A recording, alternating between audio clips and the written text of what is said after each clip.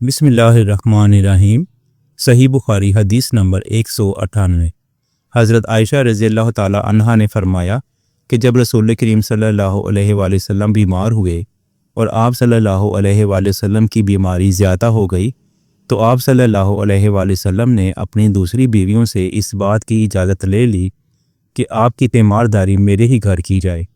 انہوں نے آپ کو اجازت دے دی۔ ایک روز رسول کریم صلی اللہ علیہ وآلہ وسلم دو آدمیوں کے درمیان سہارا لے کر گھر سے نکلے۔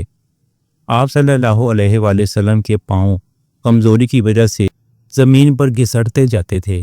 حضرت عباس رضی اللہ تعالی عنہ اور ایک آدمی کے درمیان آپ باہر نکلے تھے۔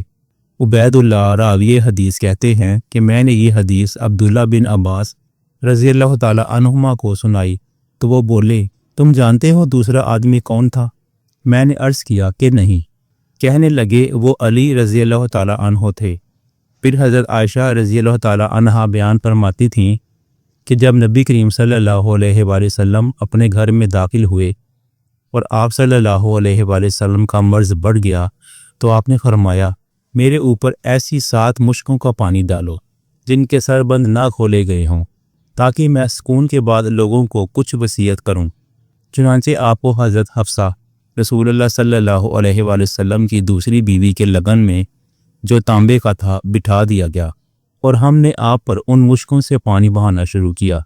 جب آپ صلی اللہ علیہ وآلہ وسلم ہم کو اشارہ فرمانے لگے کہ بس اب تم نے اپنا کام پورا کر دیا تو اس کے بعد آپ لوگوں کے پاس باہر تشریف لے گئے۔